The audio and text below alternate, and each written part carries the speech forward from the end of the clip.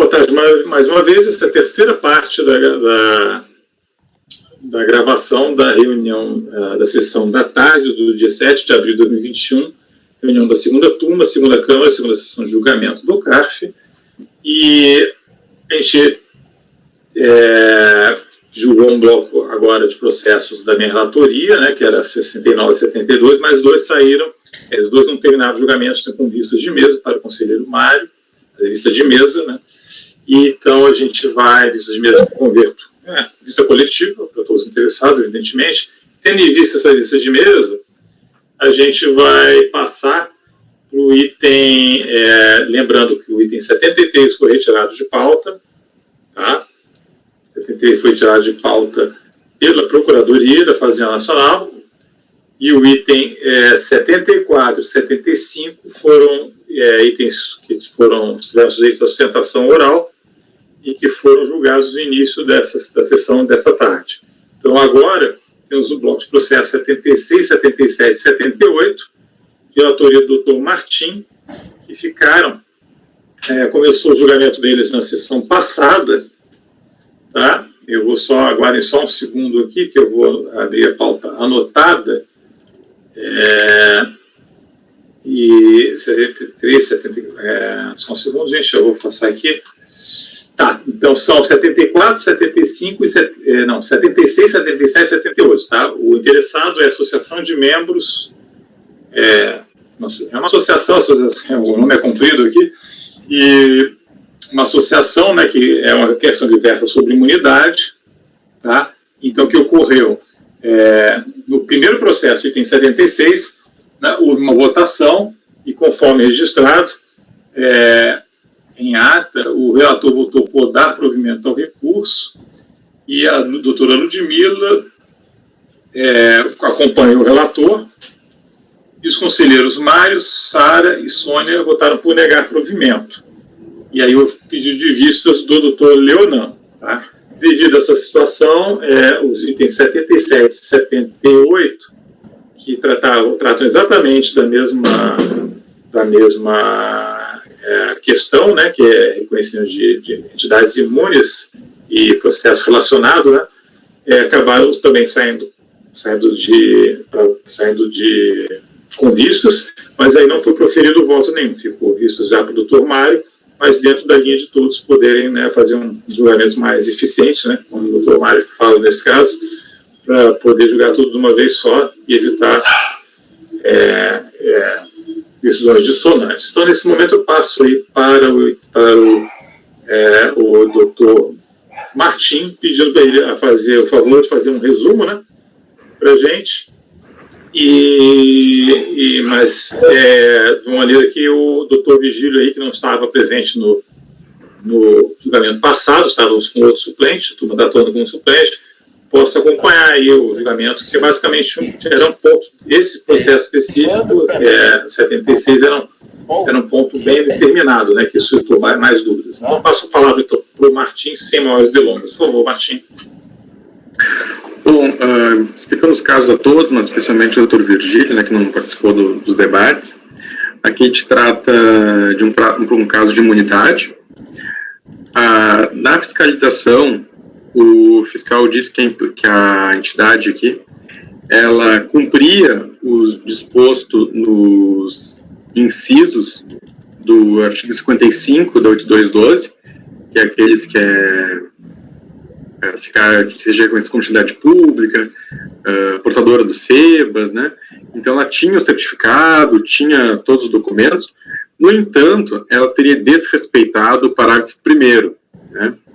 Que é o quê? A isenção de que trata esse artigo será requerida ao INSS e terá o prazo de 30 dias para despachar o pedido. Então, ela não cumpriu, não tinha feito o requerimento, apesar de se encaixar nos incisos, conforme está exposto no relatório, não havia feito esse requerimento.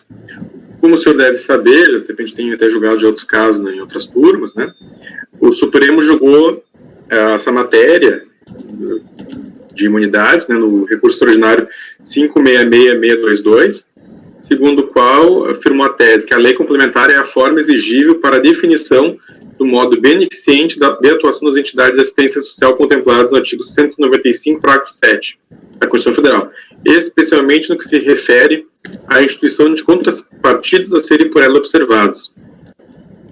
Eu transcrevo a decisão, né?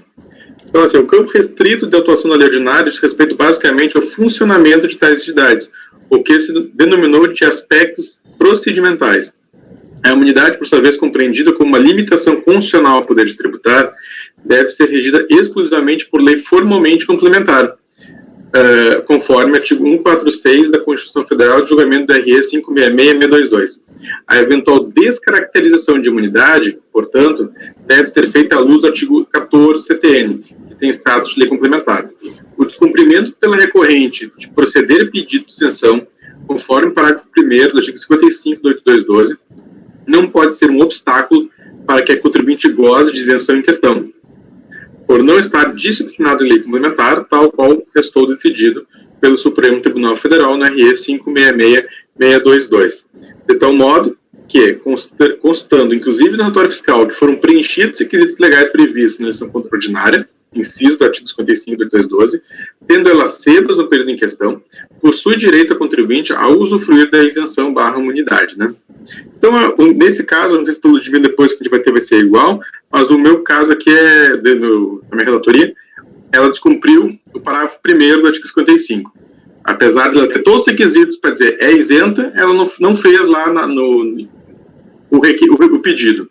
E por ela não ter feito o pedido, se isso desnaturalizaria o seu caráter filantropo, e por isso ela não deveria gozar de imunidade.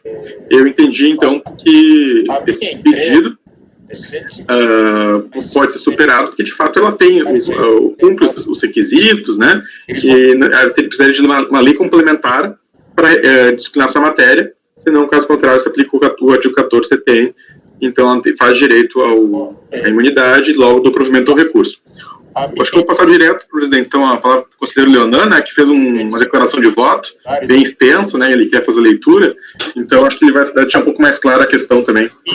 Sim, só recapitulando, né, que houve, acho que é importante também colocar aí o doutor Mário, só explicar a divergência que também foi acompanhada, né, pelo doutor Mário, que foi acompanhada, não, foi inaugurada pelo doutor Mário Ocasião, se o Mário puder só colocar, porque fica com os dois posicionamentos, né, o do relator, o do Mário, mas não sei que ele pediu vistas, né, acho que é melhor passar mais, eventualmente é melhor colocar do Leonan primeiro. Leonan, por favor, com a palavra, tá? Aí depois eu passo até para o Mário, que aí ele coloca o posicionamento dele, ou rever de repente, né? Todos nós podemos rever, por favor, inclusive o relator. Com a palavra, Leonan. Claro, obrigado, presidente. O caso é interessante, bem curioso. E ele resolverá vários processos dessa pauta. Eu diria até do item 76 ao 80, de certa forma ele está entrelaçado.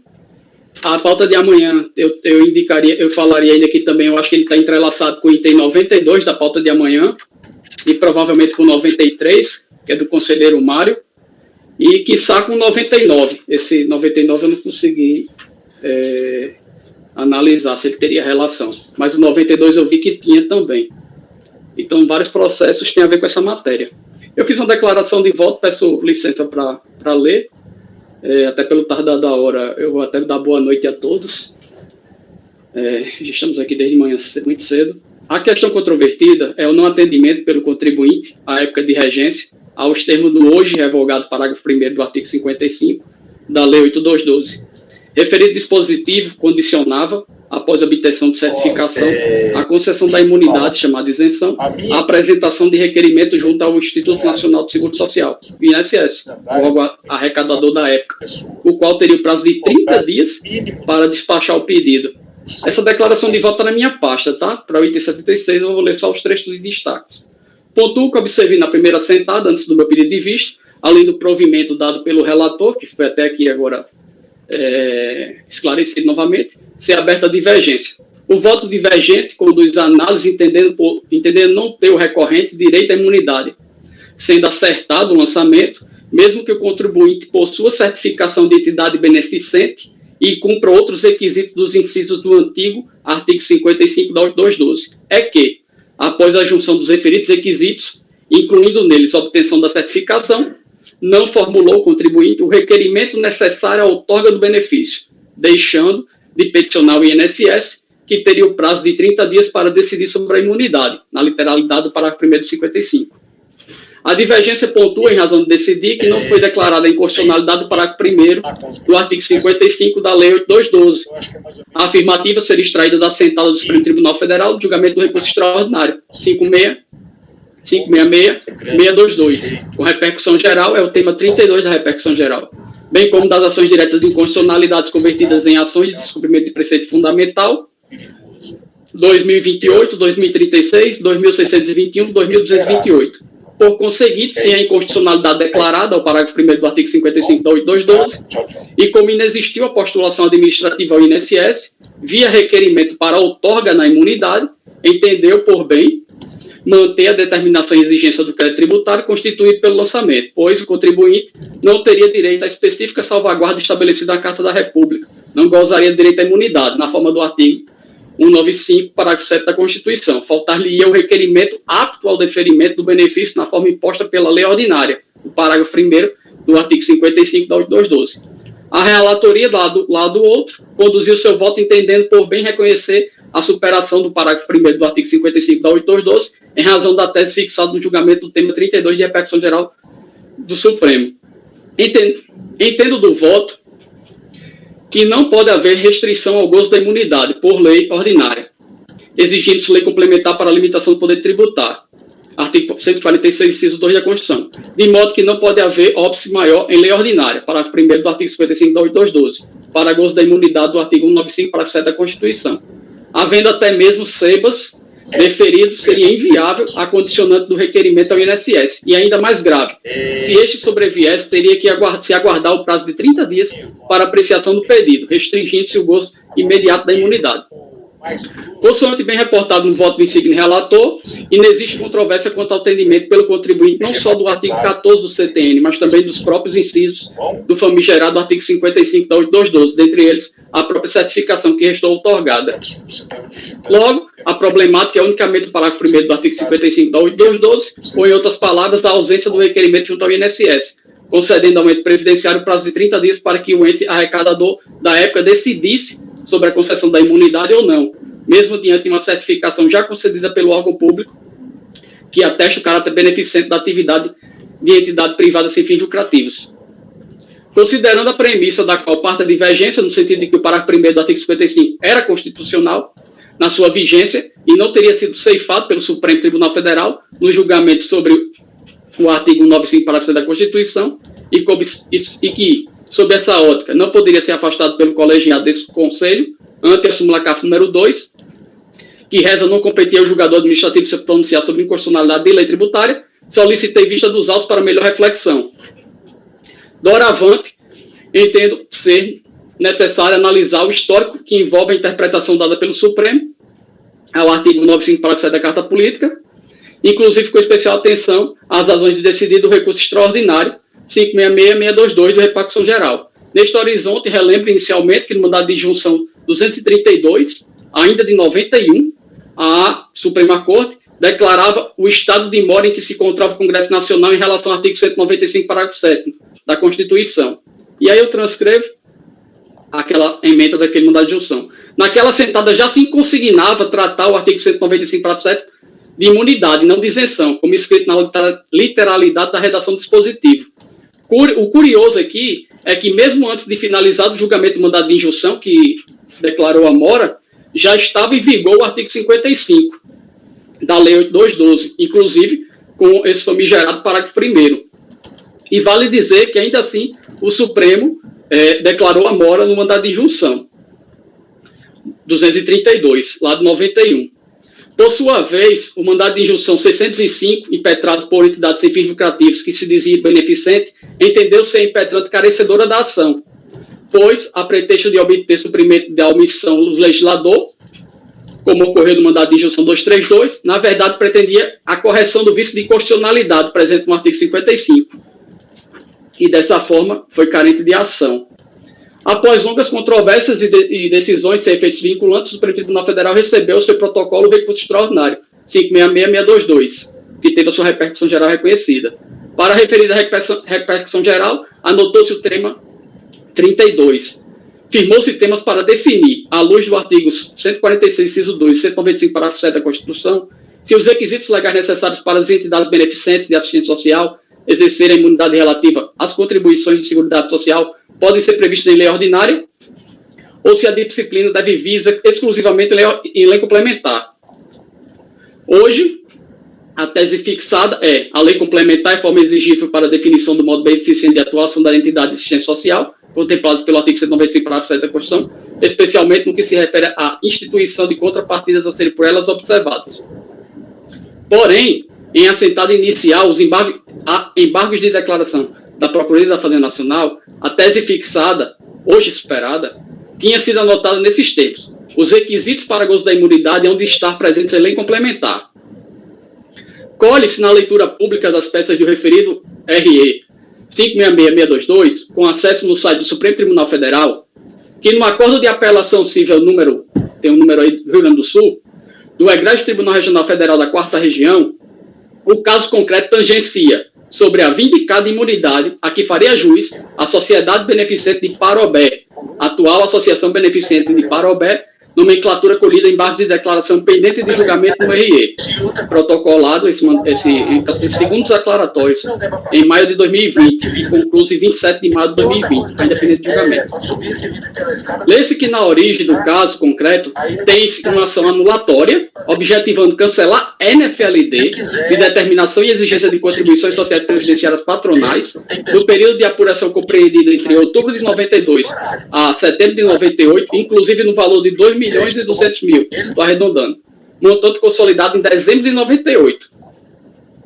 Para o citado período de exigência fiscal, inexiste reconhecimento de utilidade pública federal, obtida só após o período. E não há os SEBAS.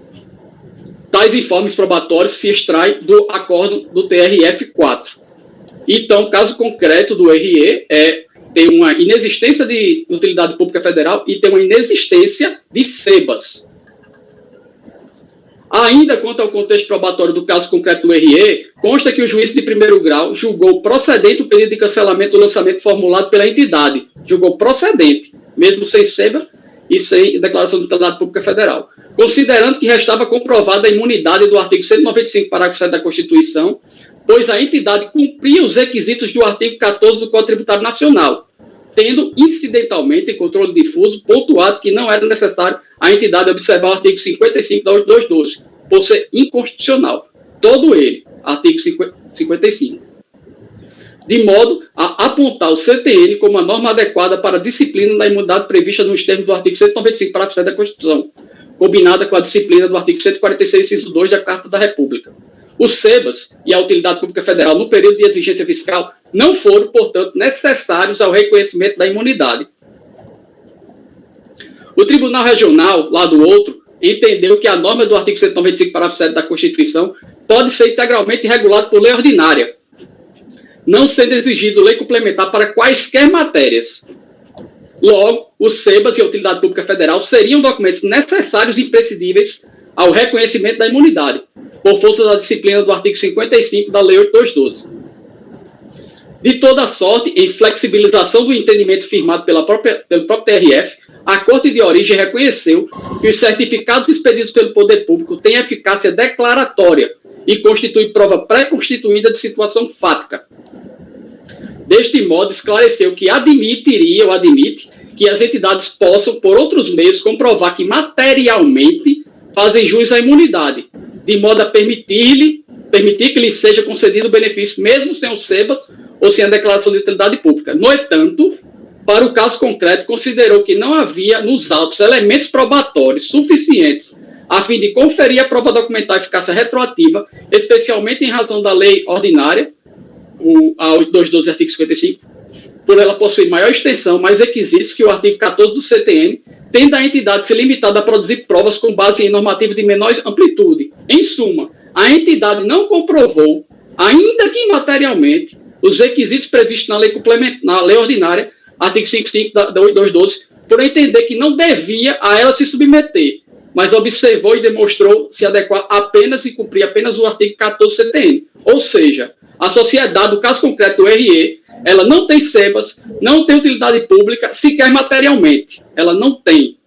E resignado com a reforma da sentença pelo egrégio TRF, a entidade interpôs recurso extraordinário que tomou ampla repercussão geral e formulou o pedido específico a saber, aspas, seja provido presente recurso extraordinário mediante reconhecimento de violação pela decisão recorrida ao disposto dos artigos 195, parágrafo 7º e 146, inciso 2 da Constituição Federal, declarando-se o direito do recorrente à imunidade tributária ao recolhimento de contribuições sociais previdenciárias patronais, uma vez que a mesma atenda a todos os requisitos dispostos no artigo 14 do CTN, conforme expressamente reconhecido pela decisão recorrida, especialmente na sentença. Norma apta a regulamentar a imunidade tributária em discussão, forte nos artigos 195, parágrafo 7 e 146, inciso 2 da Constituição Federal e artigo 14 do CTN, e, consequentemente, anulando-se o débito previdenciário objeto do presente demanda, consubstanciado nos autos de NFLD número tal. Em última análise, pretende a inconstitucionalidade de todo o artigo 55 da 8212. No voto condutor, vencedor do relator, ministro Marco Aurélio, colhe-se o seguinte, eu vou ler só o destaque. Salta aos olhos de extrapolar o preceito legal o rol de requisitos definido no artigo 14 do Código Tributário Nacional. E mais à frente. O artigo 55 da Lei 8212 prevê requisitos para o exercício da imunidade tributária, versada no parágrafo 7º do artigo 195 da Carta da República, que revelam verdadeiras condições prévias ao lado dele direito, e por isso deve ser reconhecida a inconstitucionalidade formal desse dispositivo no que extrapola o definido no artigo 14 do Código Tributário Nacional. Os requisitos legais exigidos na parte final do mencionado parágrafo 7º, enquanto não editada nova lei complementar sobre a matéria, são somente aqueles aludidos no artigo 14 do CTN. O juízo de primeiro grau, na sentença, ao julgar procedentes pedidos formulados, assentou satisfazer a recorrente as condições estabelecidas no artigo 14 do Código Tributário Nacional, dispensando-a de cumprir os requisitos do artigo 55 da 8212, por concluir pela inconstitucionalidade formal do preceito. Essa questão, de fato, não foi alvo de impugnação no TRF, tendo a sentença sido reformada ante entendimentos diversos quanto à validade da norma ordinária. Assim, sendo entre extremos de dúvidas, porquanto consignado na instância soberana no exame dos elementos probatórios do processo, que a recorrente preenche os requisitos vinculados no CTN, do provimento ao recurso para declarando a inconstitucionalidade formal do artigo 55 da 8212, restabelecer o entendimento constante da sentença e assegurar o direito à imunidade de que trata o artigo 195, parágrafo 7 da Carta Federal e, consequentemente, desconstituir o crédito tributário inscrito na certidão de dívida ativa, número tal, com extensão da respectiva execução fiscal. No voto condutor da divergência, o ministro Teori Zavascki, ele pontua, aí eu leio só os destaques também, peço até para avançar. Uma consideração específica há de ser feita em relação ao recurso extraordinário 566-622, diz o ministro Teori Zavascki.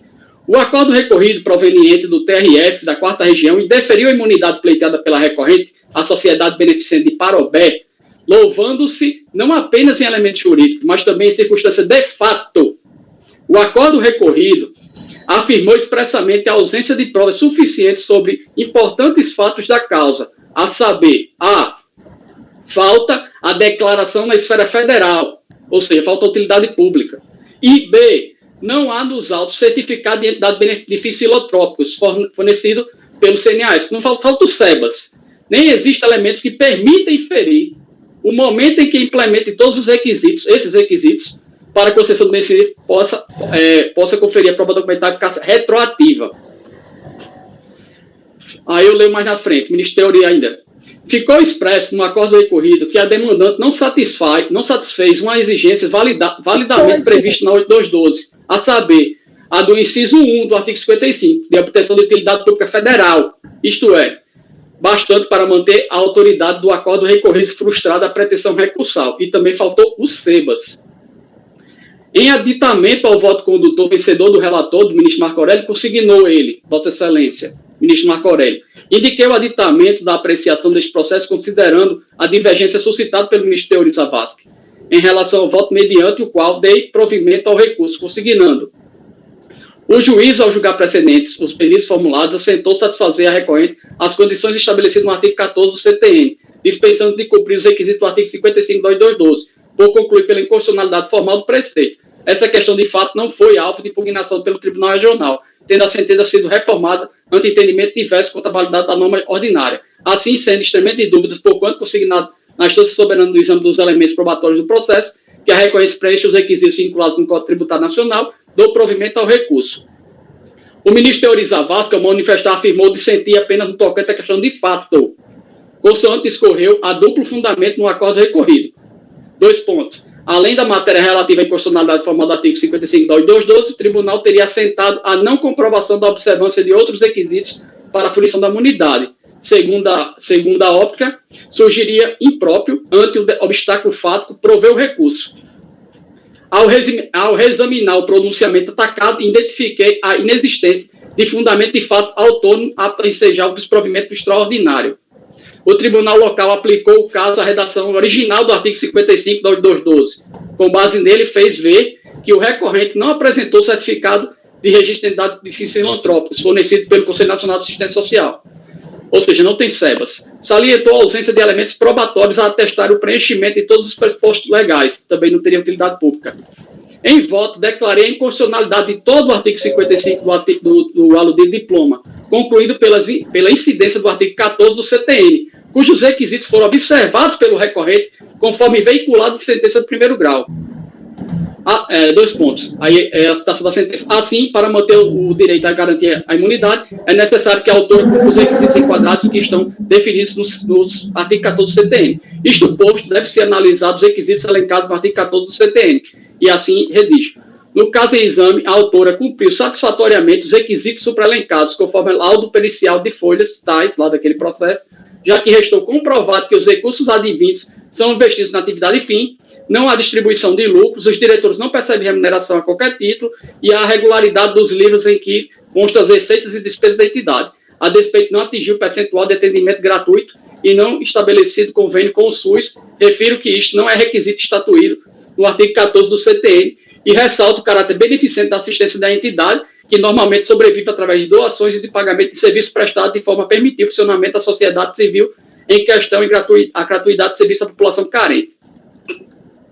O ministro Teori Zavascki entendeu constitucional o artigo 55, inciso 2 da Lei 8212, afirmando que se limita a reger aspecto procedimental necessário ao atendimento às finalidades constitucionais da regra de imunidade. Assentou ser exigível, por exemplo, o certificado de registro de identidade beneficente, o SEBAS, daí porque desproveu o extraordinário. A conclusão distinta alcançada por Sua Excelência no tocante a este extraordinário não decorre de questão de fato, mas sim de divergência quanto ao tema de fundo.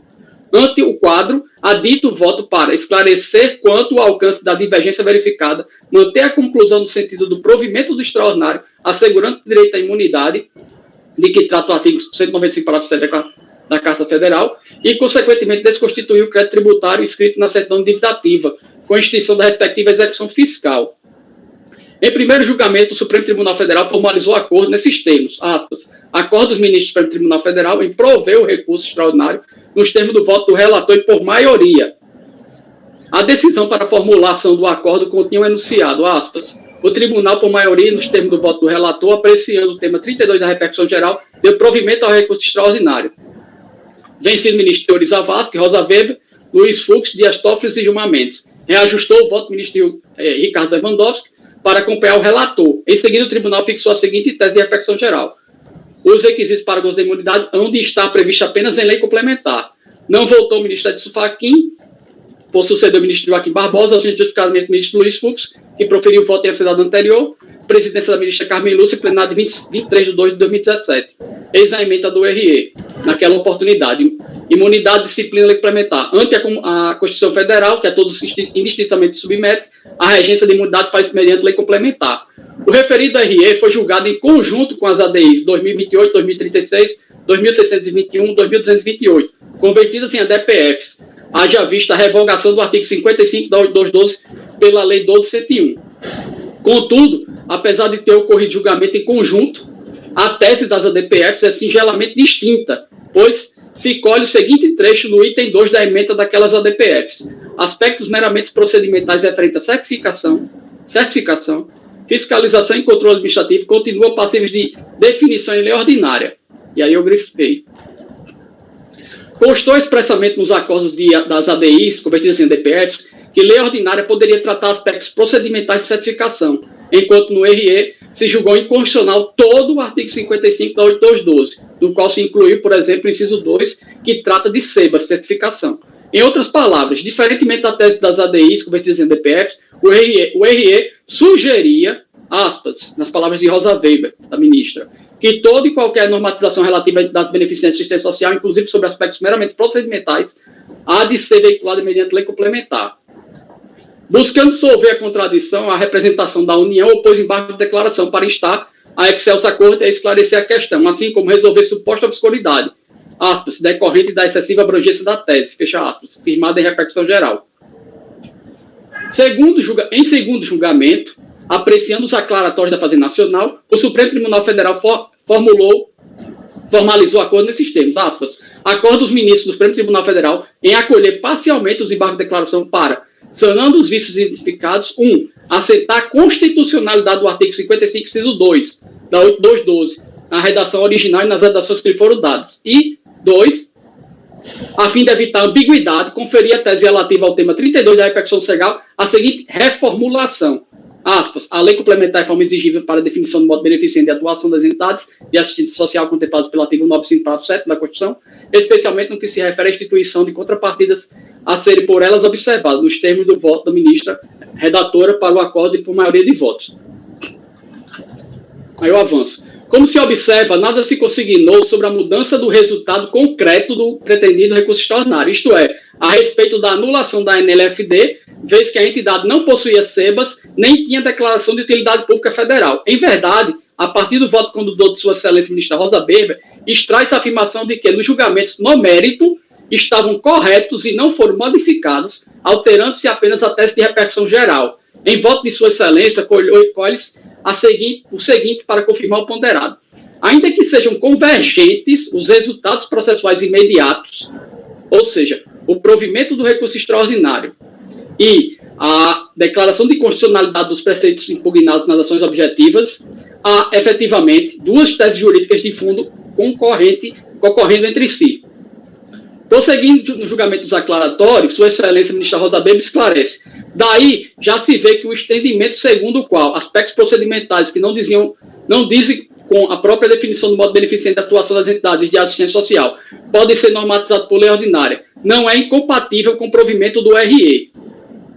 Essa compreensão extrai dos autos e é compartilhada pela maioria dos votos que acompanharam o ministro Marco Aurélio no provimento do RE, cancelando a exação lá mesmo, sem SEBAS, segundo que apreendidos fundamentos externalizados. Acompanharam, de fato, o relator no RE, no provimento do apelo, quanto à solução do caso concreto, sem, no entanto, não deixar de reconhecer a existência de um espaço à conformação à lei ordinária, pertinente a aspectos procedimentais.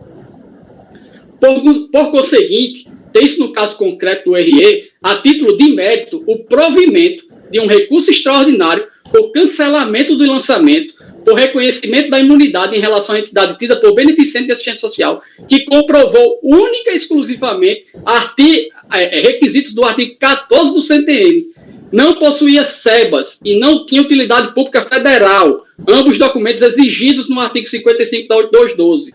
Mesmo assim, a decisão dos aclaratórios declarou a compatibilidade com a Constituição do inciso 2 do artigo 55 da 8212, previsão de certificação de SEBAS, e o fez sem que isso impedisse o provimento do recurso extraordinário.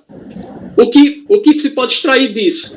Parece-me que, utilizando técnica de julgamento conforme a Constituição, o inciso 2º do artigo 55 da 8212, ao estabelecer que deve haver um procedimento para certificar as entidades com o aspecto de controlar e fiscalizar a imunidade das entidades tidas por beneficente, é constitucional.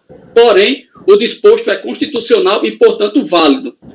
Se o modo beneficente, se as condições para a imunidade e as contrapartidas exigidas forem veiculadas em lei complementar, ele é constitucional se estiver conforme a Constituição, se as exigências para a obtenção da certificação estiverem em conformidade com a Constituição. A certificação apenas atestará o cumprimento do que constar na lei complementar.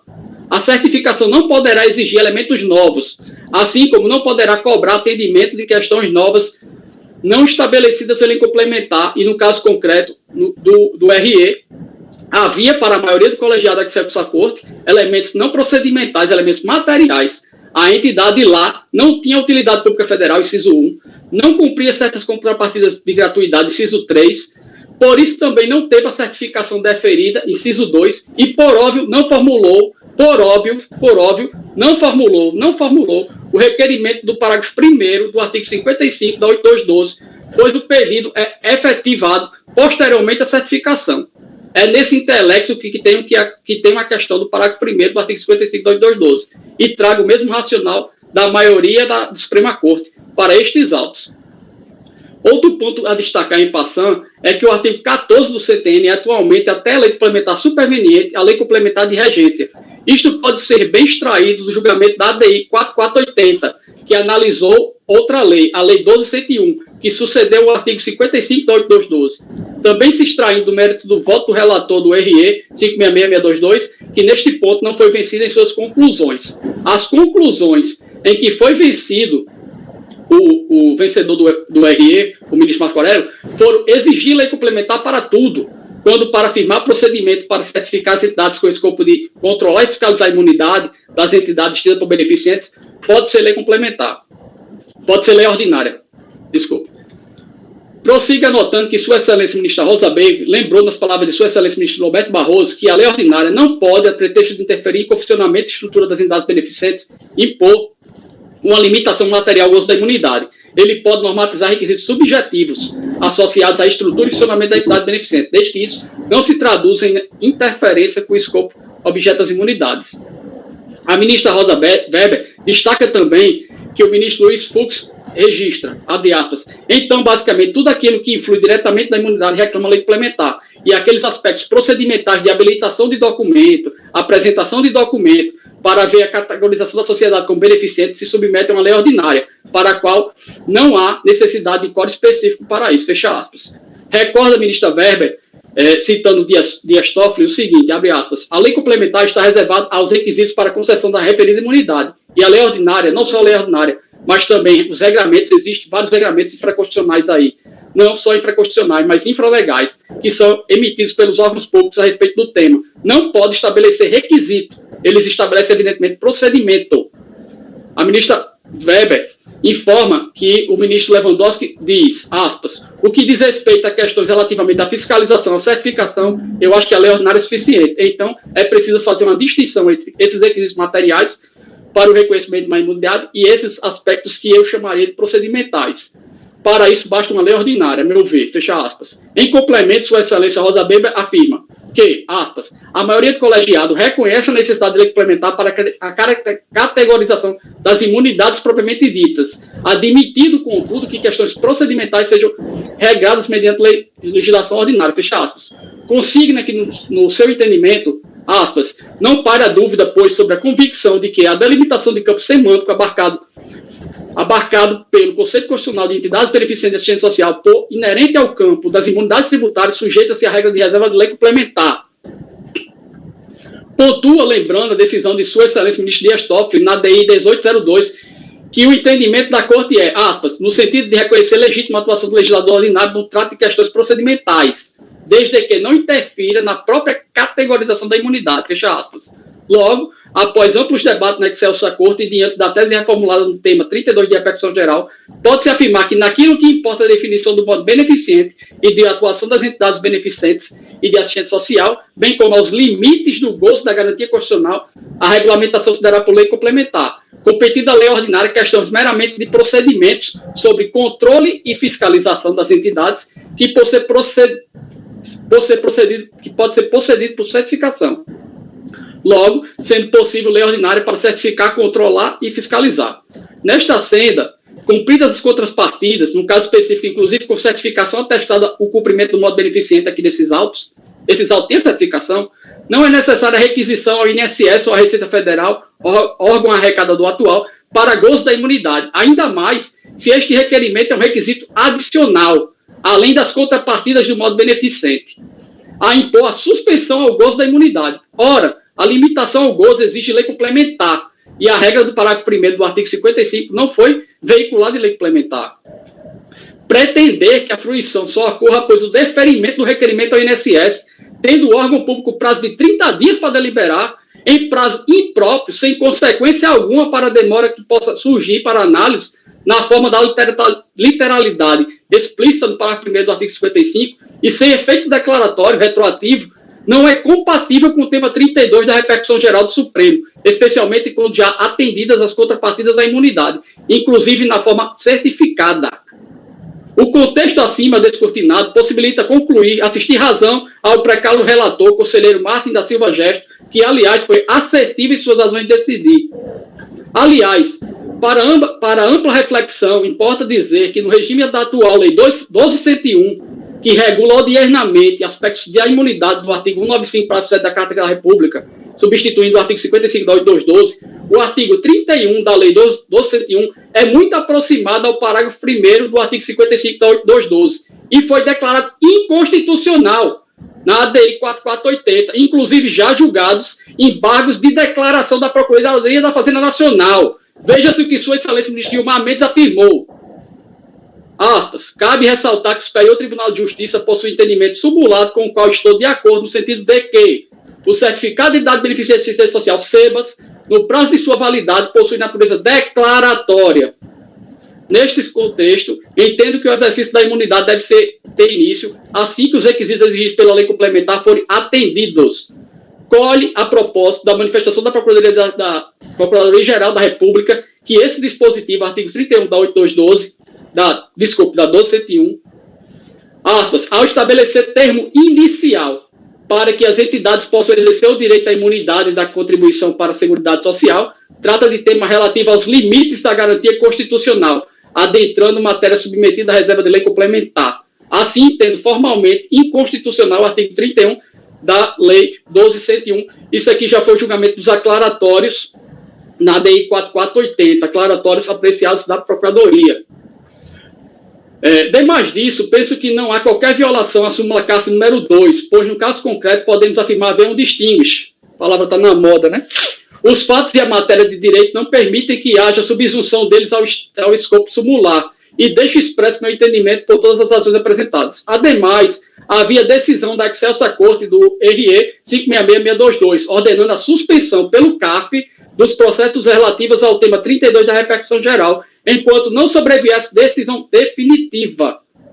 E o Egrégio Conselho, a administração do CARF, após julgamento dos primeiros aclaratórios, aqueles interpostos pela Fazenda Nacional, entendeu que o julgamento se tornou definitivo para a administração tributária, ainda que sem trânsito em julgado, ordenando que todos os processos com a temática voltassem a tramitar, e aqui estamos a julgar estes autos, respeitando o disciplinado pela administração.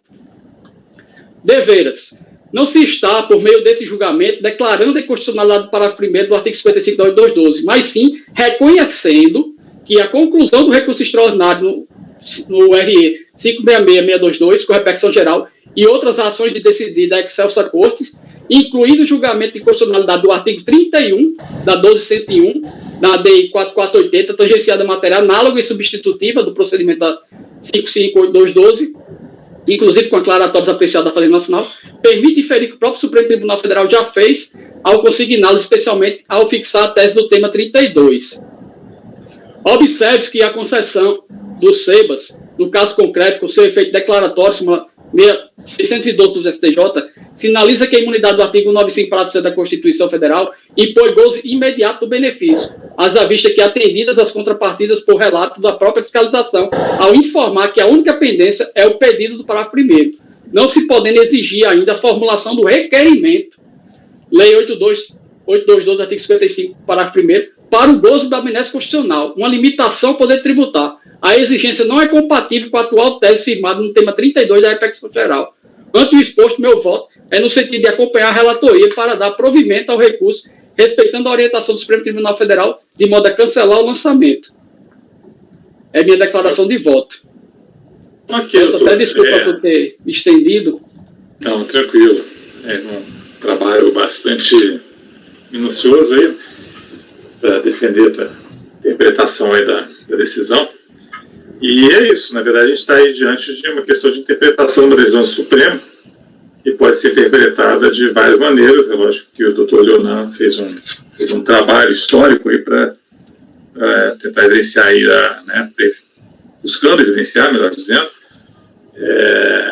seu entendimento, né, do alcance dessa decisão. E está exposto, ele votou. Agora, a minha pergunta é a questão de ordem aqui, né, são 6h35, tá? A gente, o que vocês querem? Acho que todo mundo pode fazer suas considerações aí, mas é só saber se é importante que se a gente quiser terminar hoje esse julgamento, os outros todos vão ficar para amanhã, não tem jeito, está muito tarde. Mas as considerações sucintas, tá?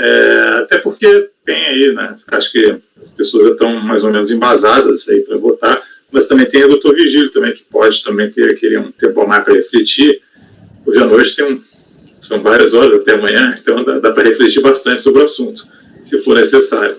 Então é por vocês. Se vocês quiserem fazer querem mais tempo para refletir para amanhã, ou se acham que estão em condições de votar agora, sem grandes também, né, podendo colocar a sua visão, evidentemente, mas também sem nos delongarmos demais também, porque realmente está bastante adiantado na hora. Eu não sei se a Ludmila tem algum compromisso.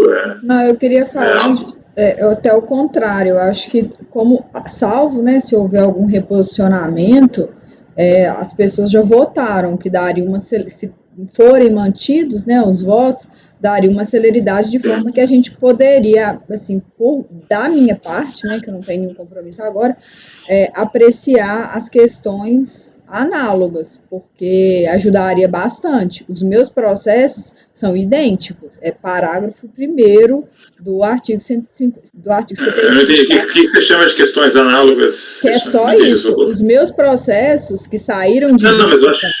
mas eu acho que a Ludmila já está muito tarde, desculpa, está muito tarde para a gente julgar outros processos agora, 6h35, não sei, acho que fica extenuante aí para todos. Dá tempo amanhã, como é que a gente está aqui amanhã, só dando uma geral. Amanhã, eu não sei como é que está, vamos fazer primeiro, ver o que tem para amanhã, acho que é melhor antes de saber de qualquer coisa. A gente tem alguns processos aí que saíram de pauta, tá? Eu acho que Mário tem da relatoria dele, da pauta de amanhã, processos análogos também, aí ele poderia esclarecer. Exatamente, universitários, a Sônia é outra matéria, né? Eu tenho os meus 3 também são de outra matéria, então esse seria mais os processos do Mário, né, Leonardo? Que seriam de matéria similar. Não, é só para a gente também se entender aqui, se esgotar, paciência, né? Também tem os colegas, eu posso ficar mais uns 15 minutos, mas acho que para tratar muita coisa, assim, acho que também não dá. De repente pode matar esse bloco aqui dessa empresa, de repente, né? Não vejo problema, até porque é tudo bem relacionado, né, o Martim? Martim, acorda. As pessoas já... Eu estou justamente vendo isso. O outro é terceiro. Acho que mais é demais. O meu, o 77 é terceiros, então é exatamente igual. E o CFL 68 é decorrente desse. Se manter esse, é mantido o CFL 68. Se cair o lançamento, cai o CFL 68. Então, ok. É um minuto. Algum colega tem. Eu já vou te passar a palavra, Tamara, mas algum colega tem algum compromisso nos próximos? Eu acho que a gente consegue fazer essa votação aí em 10 minutos, né? Porque também tem que se dar um tempo para as pessoas que quiserem falar alguma coisa falarem, também não pode ser assim. Alguém tem compromisso nos próximos 10 minutos? Urgente? Doutores? Eu tenho compromisso só às 19 horas, 7 horas, se puder terminar até às 7. Já não dá para ir muito adiante. E Vigílio? Senhor presidente, o assunto é bastante complexo. Eu não tenho ainda uma opinião formada. Eu achei o trabalho do colega Leonan um trabalho excelente, mas eu ainda não tenho ainda uma convicção formada. Eu gostaria de votar com bastante convicção, com bastante firmeza. Então, eu pediria, se nós tivéssemos oportunidade de voltar a esse assunto amanhã, já que é um assunto complexo, logo na primeira hora. E essa é a minha parte, não tem problema nenhum. Não, eu acho que é isso. A gente também tem que votar sabendo que está votando, né? Não adianta ser... por mais que alguns estejam mais a par. Então fica isso, gente. Vai ficar, ficou ali a declaração de voto, tá? Não sei se alguém quer fazer alguma colocação aí. Eu acho que o Mário seja breve. Eu vou passar a palavra para o Mário, tá? É só para ser breve, só para talvez até para ajudar, né? Foi mostrado o posicionamento. Eu acho que o Mário tem que falar, até porque foi mostrado o posicionamento do Martim e do Leonan. Ele talvez tenha alguma questão, mas sempre breve, tá, gente? Vou passar a palavra para o Mário, para a Ludmila, e depois a gente encerra para o doutor Virgílio, talvez dar uma ponderada sobre o assunto, e a gente retorna amanhã, tá bom? Pedir esse favor para vocês aí. Mário. Já está bastante tempo. Obrigado, presidente. Só tenha paciência. Foi 1 hora de voto, não vou me dar 5 minutos. É covardia. Primeiro, cumprimentar o colega, conselheiro Leonan. Só a questão que a Sara tem independente de qualquer coisa, a Sara tem que daqui a pouco sair. Mas eu acho que esgotar a discussão, fica a votação só para amanhã, fica mais fácil também, até para amadurecer. Eu acho que as posições já estão bem colocadas, à exceção do doutor Virgílio, que vai refletir um pouquinho mais. Então, eu queria ponderar um pouco também, para que ele possa melhor refletir também, baseado no que eu quero colocar. Primeiro, eu queria fazer uma ressalva quanto ao voto do conselheiro Leonan. Lá no início, ele falou que a minha posição seria que o contribuinte não tem direito à imunidade. Não é bem isso. Eu não disse que ele não tem direito à imunidade. A minha posição é que ele não atendeu os requisitos formais para a fruição da imunidade. Não entrando no mérito, eu não estou analisando o artigo 14 do CTN para dizer se ele tem ou não tem direito à imunidade. A minha posição é que ele não atendeu os requisitos formais. E aí, no final do voto do conselheiro, eu acho que tem um resumo aqui que traduz essa discussão toda. Ele fala aqui, eu vou, aspas, né? Logo após amplos debates da excelsa corte, diante da tese reformulada do tema 32, pode-se afirmar, e aí já é uma inferência, pode-se afirmar que naquilo que importe a definição do modo beneficente e de atuação das entidades beneficentes de assistência social, bem como os limites do gozo da garantia constitucional, a regulamentação será dada por lei complementar, competindo à lei ordinária questões meramente procedimentais sobre o controle e fiscalização das entidades, que pode ser procedido pela certificação, logo sendo possível lei ordinária para certificação, controle e fiscalização. Então, está bem colocado, lei complementar para as questões do direito, lei ordinária para essas questões de atender essas formalidades para a fruição desse direito. E aí eu volto aqui ao tema 32, exatamente o que está dizendo, mas não vou me ater simplesmente ao tema. O julgado lá do RS 566622, né, o tema fala o seguinte: a lei complementar é a forma exigível para a definição do modo beneficente de atuação das entidades de assistência social, especialmente quanto à instituição de contrapartidas temporárias observadas. A ementa, ela fala o seguinte: aspectos meramente procedimentais referente à certificação, fiscalização e controle administrativo continuam passíveis de definição em lei ordinária. A Lei 8.202 é uma lei ordinária que está criando aspectos procedimentais de certificação, fiscalização e controle administrativo. E o parágrafo 1º também é um controle administrativo. Então, eu não vejo, na minha ótica, que houve o afastamento da aplicação desse parágrafo pelo julgado do Conselho, do Supremo, e que pese o destaque daqueles votos lá, né, principalmente o voto do ministro Marco Aurélio, que foi vencido. Ele afastou a aplicação do artigo 155 todo, mas ele foi reformulado depois essa decisão dele, nessa posição dele, do voto dele. Então, mais uma vez, isso aqui está na ementa, o item 1 da ementa, aspectos procedimentais, referência à certificação, fiscalização e controle administrativo, são passivos de definição em lei ordinária. Então, o que são esses aspectos de certificação, fiscalização e controle?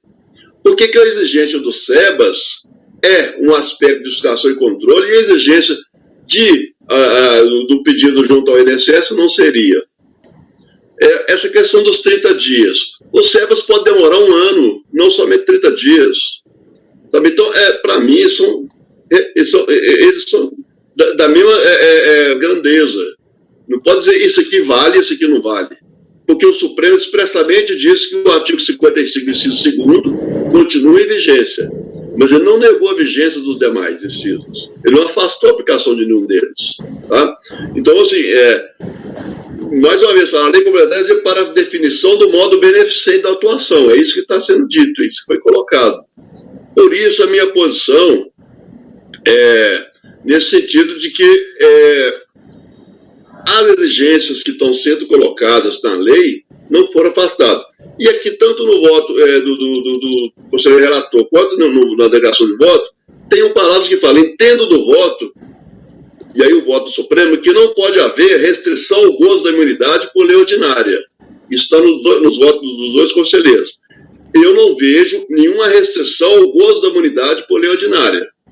Se assim for, então o artigo 55 todo não vale nada mesmo. Porque o que seria a restrição? Não é o gozo. Se ele fala, você tem que ter um certificado de imunidade beneficente. Ah, mas isso aqui é restrição ao gozo da imunidade. Então esse artigo deveria ser afastado. Isso é o segundo, que foi declarado expressamente pelo Supremo como vigente. Isso está lá, né, nos embargos foram apresentados. Então, esse fato, não pode haver restrição ao gozo da imunidade. Que tipo de restrição? O próprio Supremo está dizendo que aspectos procedimentais de fiscalização, controle, podem ser exercidos por lei ordinária. E, para mim, tanto o parágrafo 1º quanto o inciso 2º, na verdade, essa discussão nossa meus votos de amanhã trata do SEBAS, não é, do parágrafo 1º, que aí sim, expressamente, o Supremo está dizendo que continua válido, né, pelo menos enquanto vigente a lei. Para mim, o parágrafo 1º teria a mesma grandeza.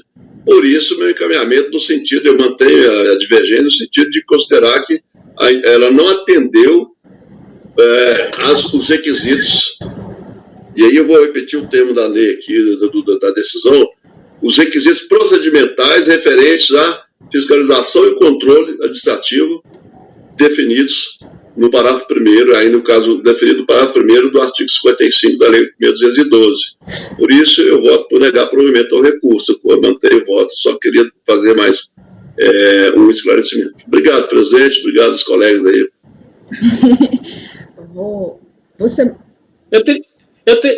Eu poderia ter são dois comentários muito singelos e breves, rápidos. Posso, Ludmila? Dois pontos que Mário falou, 3, na verdade. A questão com relação à forma como eu me reportei a intelecção que eu tive do seu voto. Eu posso fazer esse ajuste, não tem problema não. Aí depois você tem que me passar para eu entender direito. Com relação o SEBAS demorar 1 ano, que você comentou, o SEBAS pode demorar 1 ano. O artigo 31 da lei 12.101, essa história de demorar 1 ano, ele foi declarado inconstitucional. E outra ADI que foi julgada mais recentemente já com ED da Procuradoria também, o ADI 4480, tá? Então pode demorar 1 ano, mas tem efeito retroativo. E com relação aos fatos do RE 566622, os fatos a entidade não tem SEBAS, não tem utilidade pública, consequentemente ela não formulou o requerimento do INSS e o Supremo disse que é para dar a imunidade a ela. Era só isso. Ok, Ludmila, então. Brevissimamente aqui, eu acho esse caso particularmente interessante, porque ninguém aqui, eu acho, tem dúvida com relação ao preenchimento dos requisitos materiais para o gozo dessa imunidade. Nós estamos aqui com uma entidade que preenche todos os requisitos, inclusive ela tem o SEBAS, mas por razão de uma ausência no protocolo, no INSS, está sendo negado o direito dela da imunidade. E aqui eu acho que é um pouco mais grave, porque como nós estamos falando de uma limitação constitucional ao poder de tributar, ou seja, algo que decepou da própria União a competência de tributar essa entidade, quando você tem um reconhecimento no auto de infração, como é este caso do Martim, como são os meus casos seguintes, que nós vamos apreciar amanhã, negando, né, esse reconhecimento, dando um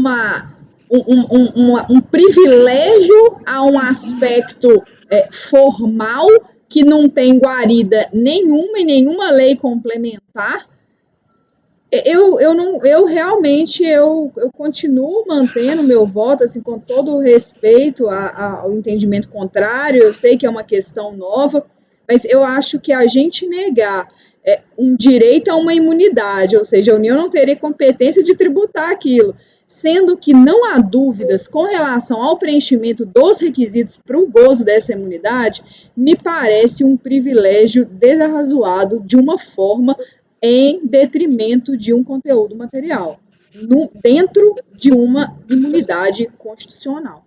Era só isso, presidente. Ok, só também pontuar também um pouco esse ponto que eu acho assim, a gente colocar como um mero protocolo, assim, uma retórica que eu acho que também não sei se é adequada, né? Na verdade, a gente tem um requisito legal aí, o legislador ordinário, o Congresso Nacional aprovou essa situação, colocar como essa é uma portaria, uma instituição normativa que trouxe um protocolo junto a uma repartição pública, não. Para fazer um pleito frente à administração tributária para ela avaliar exatamente o cumprimento dos requisitos materiais. Então, é uma sistemática que permite efetivamente que a imunidade seja obtida, né, seja esse direito seja exercido por quem tem esse direito, em conformidade com os requisitos materiais. Tá? Então, isso tem que ser viabilizado de alguma maneira. Né? À época era assim que se fazia. Então, eu vejo assim, uma imunidade constitucionalmente garantida, um mero protocolo, eu não colocaria isso aí não. Tá? Eu acho que existe alguma coisa no meio que é realmente uma manifestação do Congresso Nacional, porque essa lei é justamente o Supremo, eu acho sim que é o órgão competente para julgar se isso é compatível ou não com a lei. Então, a questão prioritária aí, eu acho que é assim, a interpretação da decisão do Supremo, tá? Que aí eu acho que, da maneira como foi proferida, dá diferentes interpretações, ok? Pelo menos do ponto de vista aí. Tá? Mas é só uma breve observação. Eu passo a Sônia e a gente encerra aqui, até porque a Sara está quase pegando a bolsa dela e saindo daqui. Sônia, por favor. Bem rápido também. O Leonan falou corretamente, né? O Supremo, no caso concreto, ele afastou, inclusive, né, ele conferiu a situação toda, independentemente de SEBAS, de todos os requisitos da lei. O Supremo pode fazer isso, o Judiciário pode fazer isso, porque o Judiciário é afeto a essa área. O Judiciário pode falar, olha, cumpriu todos os requisitos, não andou de acordo com esse normativo, ou com aquele, é constitucional, é constitucional, é ilegal, ou ilegal, o Judiciário pode. Nós aqui não, nós somos julgadores administrativos. Qual é a nossa competência? A gente não pode. Então, acho muito difícil a gente aqui dar um condão de um entendimento do Supremo que não foi dado, é uma construção, belíssima a sua construção, Leonan, até salvei aqui para reler depois com mais calma, mas com menos cansaço físico, belíssimo o seu trabalho, mas eu acho muito complicado a gente tomar esse tipo de posicionamento aqui. Fato é que o artigo legal continua vigindo, não foi declarado inconstitucional, fato é que a empresa descumpriu aquele regramento. E o que cumpre ao julgador administrativo nessa situação? Então, com esse questionamento, eu termino aqui o meu posicionamento, que é no sentido de manter o voto já proferido, seguindo aí o raciocínio que foi muito bem colocado, muito bem delineado pelo conselheiro Mário. Ok, obrigado a todos. Eu peço, então, para ser encerrado a gravação. O doutor Vigílio tem algum questionamento específico ou vai refletir? Senhor presidente, eu vou refletir e amanhã eu me manifesto já no primeiro horário. Eu vou levar trabalho para casa. Então, né, acho que o doutor e o doutor Mário também está com bastante coisa para olhar, né? É isso aí, não tem conselheiro do CAF, né? Teve uma turma aí que não queria trabalhar depois das 6, não saía do CAF. Eu acho que aqui, se for assim, vai ficar difícil para todo mundo ficar no CAF. Então, gente, eu vou pedir para interromper a gravação e agradecer a todos pelo trabalho aí que vocês estão